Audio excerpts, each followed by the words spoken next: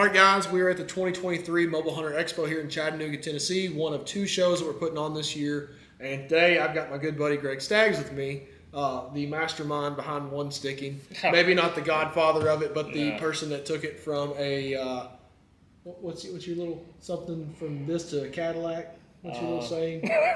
I don't know, man. We're fortunate though that we just hit it just right and was able to explain it in a way that I think made sense to a lot of people. That there were several videos, there were people one sticking for us, right? But sometimes it just didn't come across and it wasn't conveyed well, and our videos were just so happened that it just really made a lot of sense to a lot of people. Right. Yeah, it's easily become about 90% of the way that I climb a tree. Yep. I feel safer doing it. I feel more efficient, and the best part about it is when your wife is nagging you, when you gonna be home? You're down the tree and you're heading home just as quick as you can. So, Greg has actually developed a bag here for the one sticker. Now this isn't going to be a bag that you're going to quarter a deer up and pack it out in, but it's a great pack that if you're not too terribly far away, you take this pack in. You've got just the essentials with you. You're not carrying a big bulky frame pack or another backpack. It's got everything you're going to need with you. If you need to go back and get what you need after that, maybe pack a deer out or whatever, you can do that. But it's a minimalist pack, and we're going to go over it. Yeah, so just like you said, so a lot of people have seen some of my videos on our channel, Staggs in the Wild, where I've got one specifically where I talk about the fact that I carry my stick in one hand, my bow in another, and everything else. If it didn't fit my pockets, didn't go with me. I'm always going to go back to my vehicle to either get a deer cart to haul him out or a frame pack if I need to cut him up if it's that bad. So I'm going back to the vehicle if I kill one anyway. And we kill, we're very blessed. We kill 6, 7, 8 deer a year between my boys and me. But we go hunting, we probably put in over 100, 110 sits a year on average. So if you divide that out, that's still 25, 30 sits every time you're going in without killing a deer, right? And I don't want to go in carrying a whole bunch of crap with me. That's my mindset. And so I've always been kind of a pocket guy, really. And when back in my days of hunting with a lone wolf hand climber, I had a fanny pack. If it couldn't go in my fanny pack, because I could put my fanny pack on front, my climber on back, and then when I got to my tree, I attached the climber. I spun my fanny pack around, and that's the way I went up. Mm-hmm. Well, I dropped the fanny pack when I started saddle hunting, so it was just cargo pockets. But there was always times where I'm like, man, especially by the time you got to early to mid-November in the Midwest, you're like, okay, it's time to start taking a jacket. Now what do I do with a jacket? And so I started playing around with different packs a couple years ago, and I'm very much a minimalist pack guy. I don't like big bulky packs. I don't want all kinds of room. I just don't like that. So I was looking for little bitty packs. And those little bitty packs, while I like the size, they always miss something. They always didn't have lashing straps at the bottoms because I want to roll up my jacket and lash it to the bottom of my pack because I want to carry it. I didn't really want to stuff it inside because then, it's just harder to get stuff out. So the way I designed this pack is everything that I need to climb the tree and get set up and hunting height is on the outside of the pack. You never have to get into the main compartment of the pack before you're ready to. So that's one thing I really love about it. We'll go over it. That's huge because a lot of times you'll find these companies that are designing these like pack rings. Like I'm a mystery ranch guy because I do pack a lot of my deer out, but they aren't the guys like me and Greg that are going out and we're not, they don't understand like what we really need here and there and whatnot. And sometimes they just don't listen to the consumer like they should. So Greg took it upon himself to go ahead and design this bag the way that we need it. And I'm not 100% sold that I'll use like something like this all the time, but it's definitely going to be my early season bag for sure. So let's go over kind of what I did here. So basically, and I went through a lot of versions of this. This is probably about my 7th or 8th prototype, change, sample, and this one actually we're going to make just a couple tweaks before we take it to production. It will be on EWO's Eastern Woods Outdoors website next week, available for sale, and it's going to have a couple tweaks to it, and we'll go over those, I'm sure in this video. But the big thing, the early versions, I've got a dedicated pocket here. First of all, let's go ahead and remove the one stick because a lot of people are looking at it and go, wow, there's a stick on it. So you'll see that this is my personal 12-inch one stick, and you can see how nicely it nestles in there. I mean, it's not moving a bit. Fits right between the two. Fits right between the two pockets here. And this is a 12-inch. It will accommodate a 15-inch stick just as easily, probably even better, to be honest with you.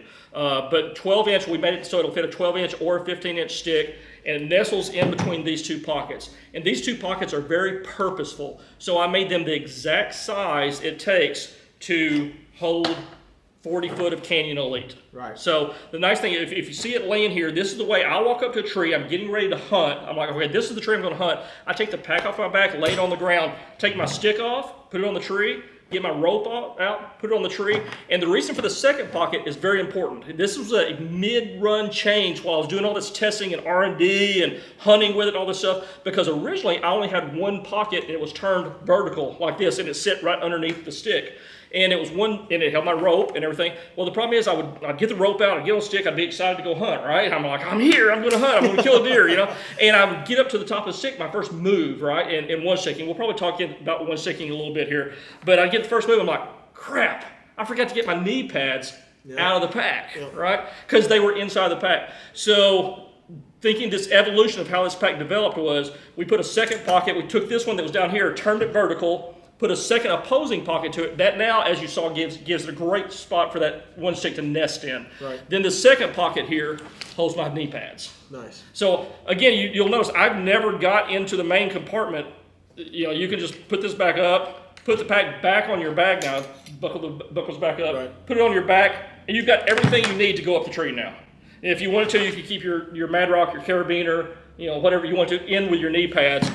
I honestly have still been keeping my little pouch on that, and I keep them in that. That's the only thing in my pouch, but you could easily put them in. There's room enough to put it in here. If you wanted to completely get rid of that pouch on your saddle, some people don't like anything dangling on their saddle. Mm-hmm. This is the way to put your Mad Rock and carabiner in here with your knee pads, and you're done. Get ready to go up the tree. I'm like you. I keep my figure 8 on me in that saddle at all times. That way it doesn't fall out of my bag for some strange reason. Yeah.